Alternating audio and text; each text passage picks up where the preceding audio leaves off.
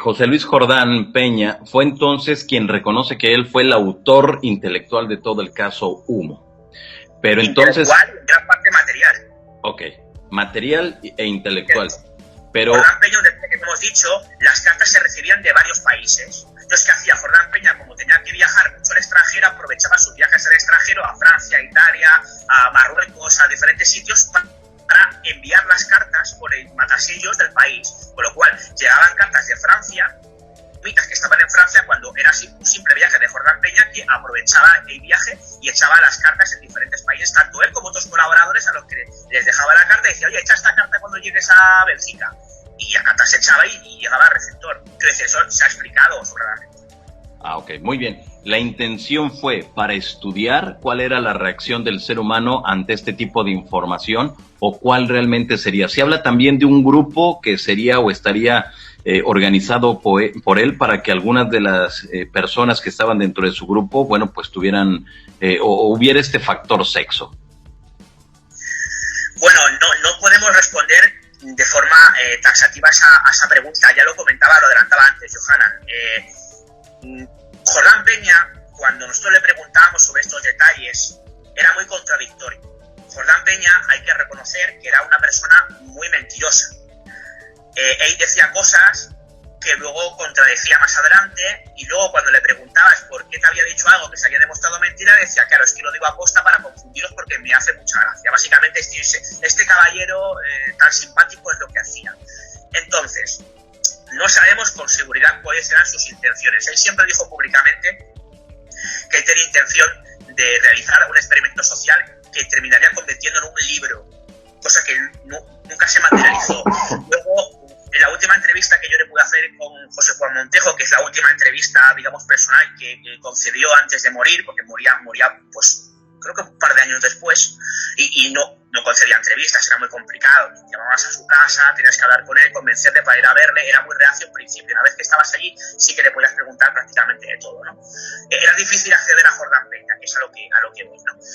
Entonces, una de las cosas que nos dijo en la última entrevista es que todo esto nace de un experimento social que hace preguntando o haciendo una serie de encuestas para saber la prensa que más se leía en las casas. Entonces, al final, venía las conclusiones de esta historia que había realizado Jordán Peña con un personaje también un tanto siniestro, norteamericano, si mal no recuerdo, o norteamericano o alemán, ahora tengo la duda, tendré que repasar el dato, pero alguien de fuera de España, sería, bueno, pues comprobar la capacidad de todo esto que tiene que ver con las falacias o las mentiras de las personas a la hora de esperar lo que leen o no leen, porque la conclusión a la que llegaban es que el periódico más leído de la época no era El Arriba ni era El Pueblo, era el semanario El Caso, que lo leían sobre todo las chicas de la limpieza de las casas en aquella época, y que luego los dueños escondían el caso, lo escondían a lo mejor en un libro, lo escondían en El Arriba o en El Pueblo, y lo que realmente leían era el caso. Es decir, que era un poco prensa más de tipo marginal en comparación con otra prensa seria, así era menos tenido en cuenta por ciertos sectores. Con lo cual, así es como inicialmente se les ocurre la idea de trasladar, digamos, un poco ese experimento social al tema Humo. Pero insisto, esta es la última versión que nos dio y no sabemos si es cierto, si se la inventó o si hay algo de verdad o mucho de mentira o viceversa en esta historia. Con lo cual, no sabemos a ciencia cierta cuál fue el móvil de José Luis Jordán Peña. En mi opinión personal, creo que hubo varias cosas.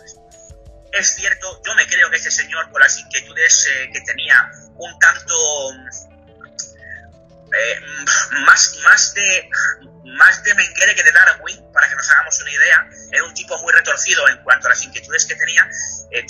Yo sí creo en la posibilidad de que él quisiera realizar un experimento social para reírse de la gente y bueno, pues manipular, con el tema de la manipulación, comprobar sus reacciones para escribir posteriormente un libro, pero que a eso posteriormente le vio un filón y quiso aprovecharlo, pues alimentando su ego o aprovechando algún tipo de circunstancia en su, digamos, beneficio sexual con algunas señoritas, o al menos esos son los datos que tenemos. Pero insisto, no tenemos una información fiel 100% veraz sobre este tema. Y siento ser un poco extenso en las respuestas, pero es que es muy complicado responder a algunas preguntas porque no hay nada claro y hay muchas aristas, muchos elementos y muchos detalles de este caso. Ok, pero queda claro entonces que él reconoció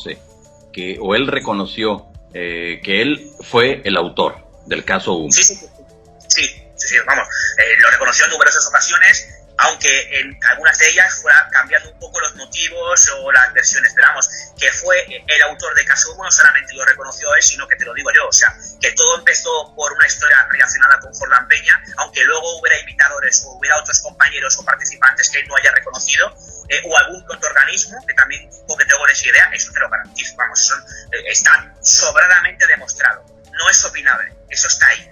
Ok.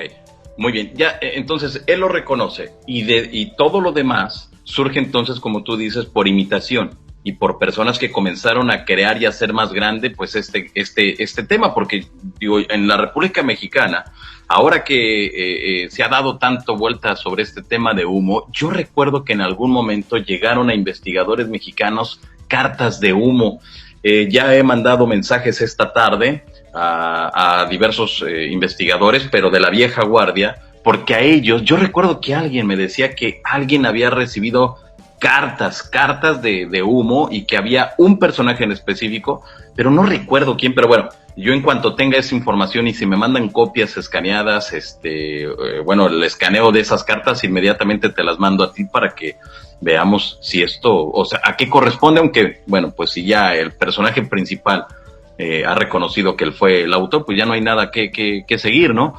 Te preguntan por acá, David, que...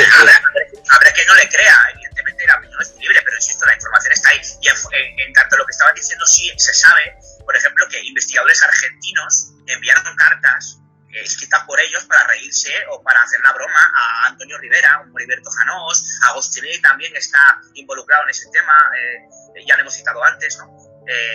O no sé si lo hemos citado antes, pero bueno, quiero decir que sí que se sabe que investigadores latinoamericanos enviaron cartas de broma a algunos investigadores españoles reconocidos posteriormente por Humo para comprobar si colaban o no colaban y eran publicadas en los libros de Humo, en las publicaciones, para comprobar la credibilidad de los investigadores de la época, cosa que me parece un tanto cruel, como se ha dicho, me parece jugar sucio, pero bueno, eso es una opinión. Muy bien. Partiendo de esto, desde luego que ya no podríamos mencionar ni que las fotos ni las cartas pues tienen un sentido porque todo fue inventado. Sí, luego hay muchas, claro, es que depende a quién preguntes. Por ejemplo, JJ Benítez sostiene que las fotos de San José de Valera son auténticas. Bueno, yo no estoy de acuerdo con Juanjo Benítez, pero evidentemente ahí tiene sus investigaciones al respecto. La información la tenéis en su libro El hombre que susurraba los mitas, publicado por Planeta. Y bueno, me parece muy interesante muchas de las cosas que dice, aunque no las comparta de alguna manera. Pero quiero decir, por eso te digo, Johanan, que hay todavía muchas versiones contrapuestas. El hecho de que las fotos fueron un fraude, yo estoy convencido. Y los investigadores que han intentado replicar esas fotos lo han conseguido siguiendo precisamente, en este caso, las instrucciones del propio Jordán Peña, que fue quien dijo ser el autor, con lo cual no hay mucho más que cortar de ahí, pero insisto, según a quien le preguntes te va a decir una cosa, claro. Una cosa u otra. Oye, pero aquí me llama la atención algo, David. Si ya el mismo personaje que inicia con todo este caso está diciendo que él lo inventó, entonces ahora hay que investigar para decir que efectivamente él no lo hizo. Pues si lo está reconociendo, ¿qué hay que investigar? Bueno, a ver, es una buena pregunta. Yo insisto, yo creo en la versión de Jordán Peña, aunque no crean todas y cada uno de esos detalles que nos da, porque son contradictorios. Porque a mí mismo me ha pasado con varias entrevistas que le he hecho en persona, ¿no? y en alguna telefónica. Varía mucho. Pero sí, yo estoy contigo, quiero decir, él reconoció cómo lo hizo, se ha podido comprobar muchas de las cosas que dijo, que hizo y se ha podido comprobar que las hizo como dijo que las había hecho, con lo cual no hay mucho más que darle vueltas a este tema. Humo, aunque haya ciertas aristas que queden un poco abiertas, el grueso de Humo, lo que conocemos como caso Humo, es un fraude. Es una broma de mal gusto de un personaje que terminó reconociéndola, dando detalles de cómo la había hecho, muy convincentes algunos de ellos, que luego, pues siguió... hombre, es cierto que cuando Jordán Peña dice que es falso, en la comunidad ufológica en general cree lo que dice, porque ya de hecho sospechaba muchos años antes de que era un fraude, no hay que decirlo, salvo algunos divulgadores o investigadores que siguieron creyendo hasta casi el final, o hasta la propia confesión de Jordán Peña, que era auténtico. Pero vamos, yo te puedo decir, por ejemplo, que yo he entrevistado a varias de las personas que formaron parte de esa estructura de la Ballena Alegre, pues como Enrique Villagrasa, José Atín Navarreta, José Atín y algún otro compañero que estuvo por allí, pues, si no finales de los 60, sí, pero de los 70, Juan Ignacio Cuesta también estaba por ahí en alguna de las tertulias, y bueno, algunos de ellos, Cuesta no, pero sí los tres primeros, siguen pensando que lo que cuenta Jordán Peña no es cierto, que hay algo real. Ellos están convencidos de que parte de lo que dice es cierto, pero hay una parte que no se cree. Okay. Y creen que hay una posible realidad extraterrestre en el tema humo. Pero insisto, con los datos encima de la mesa y periodísticamente hablando, no cabe ninguna duda de que el grueso del tema humo es un fraude. Ahora, David Vincent sabe que los invasores han llegado.